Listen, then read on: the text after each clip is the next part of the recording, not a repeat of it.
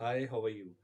UPSC की preparation school में 11th-12th के स्टूडेंट या फिर कॉलेज में कब शुरू करनी चाहिए? इसके लिए मुझे बहुत बार क्वेश्चन पूछा गया है इंस्टाग्राम पे।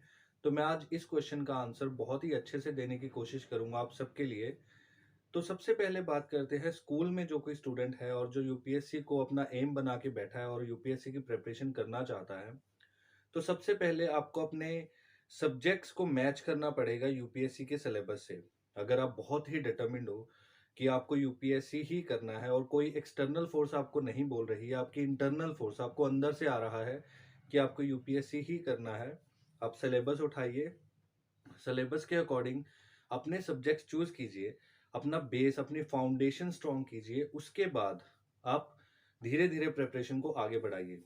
जैसे कि अगर कोई कॉलेज स्टूडेंट भी है, तो कॉलेज स्टूडेंट को भी यही करना पड़ेगा कि उनको सिलेबस उठाने के बाद आप सिलेबस में देखिए कि आप सारे जो सब्जेक्ट्स हैं, उनके बारे में आपको कितनी नॉलेज है। फिर उसकी एनसीईआरटीज़ पढ़िए। एनसीईआरटीज़ पढ़ने के बाद आप अपना एक बेस बनाइए। बेस बनाने के बाद आप स्टैंडर्ड बुक्स पे जाइए। बट इन सब से पहले आप सबको एक बात हमेशा याद रखनी है कि आपका जो डिज़ायर है, आपकी जो डिटर्मिनेशन है यूपीएससी के लिए, वो इंटरनल होनी चाहिए, एक्सटर्नल नहीं। ये नहीं कि किसी ने बोल दिया कि यूपीएससी करना है तो नहीं मुझे अब करना है। आपको अंदर से ये आना चाहिए, आपकी इंटरनल मोटिवेशन आपको हमेशा हेल्पफुल रहेगी। अगर कोई एक्सटर्नल मोटिवेशन है वो 2-3 या हो सकता है 4 महीने बाद वो फेड ऑफ हो जाएगी और आपके पास वो अच्छी मोटिवेशन नहीं रहेगी कंटिन्यू करने की। यूपीएससी की प्रिपरेशन बहुत टाइम माँगती है।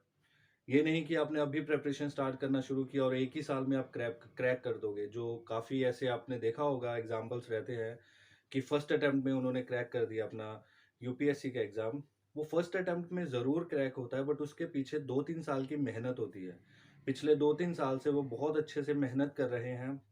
फिर वो अपना मेहनत करने के बाद जब ग्रेजुएशन कंप्लीट होते ही अपने अटेम्प्ट में बैठते हैं, अपीयर होते हैं जब यूपीएससी के एग्ज़ाम में, तो उसको क्रैक कर लेते हैं। इस गलतफ़हमी में कोई भी ना रहे कि 1 साल आप पढ़ोगे और आप यूपीएससी का एग्ज़ाम क्रैक कर लोगे। जो लोग करते हैं वो पहले 2-3 साल अपनी प्रिपरेशन पे लगाते हैं, कॉलेज से ही अपनी प्रिपरेशन स्टार्ट कर देते हैं। कुछ स्टूडेंट जिनमें डिटर्मिनेशन बहुत ज़्यादा होती है और जिनके सब्जेक्ट्स सिमिलर होते हैं जो कि यूपीएससी में रिक्वायर्ड है, वो उस हिसाब से अपनी प्रिपरेशन करते हैं। और जैसे कि अगर आप अपने सब्जेक्ट्स को मैच करना चाहते हैं और आप ह्यूमैनिटीज़ बैकग्राउंड से हैं, तो बहुत अच्छी बात है। अगर नहीं है, तो आप अपने कॉलेज डेज़ में या अपने स्कूल डेज़ में एनसीईआरटीज़ को फ़ॉलो कीजिए, सिलेबस के अकॉर्डिंग फ़ॉलो कीजिए और वो आपको हेल्पफुल रहेगा जब आप रियल कॉम्पिटिशन में बैठोगे और आप अपीयर होगे एग्ज़ाम में। और इस बात का हमेशा ध्यान रखिए, एनवायरनमेंट से क्वेश्चन बहुत आते हैं, तो आपको एनवायरनमेंट कभी नहीं छोड़ना है, क्योंकि आईएफएस जो इंडियन फॉरेस्ट सर्विस का एग्ज़ाम है,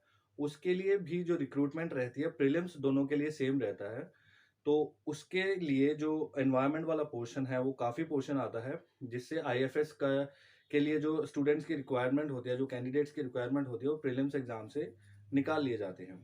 तो यही मैं आपको बोलना चाहता था कि आप अपने स्कूल डेज़ में या फिर आप अपने कॉलेज डेज़ में जो भी आपके पास टाइम मिले, उसमें आप 1 घंटा, 2 घंटा डेली पढ़ाई कीजिए, एनसीईआरटीज़ उठाइए और अपना फाउंडेशन स्ट्रॉन्ग कीजिए। उसके बाद जब आप रियल कॉम्पिटिशन में आएँगे, तो आपके लिए बहुत एक अच्छा फाउंडेशन होगा और आप बहुत अच्छे से एग्ज़ाम को क्लियर कर पाओगे और बहुत अच्छे से अपीयर भी होगे एग्ज़ाम में और क्रैक कर लोगे इसे। I am sure about it. और कोई भी और क्वेरी हो आपकी, तो कमेंट सेक्शन में ज़रूर लिखें और वीडियो अच्छा लगा तो कमेंट सेक्शन में येस टाइप करें, नहीं अच्छा लगा तो नो टाइप करें। Thank you so much for watching this video.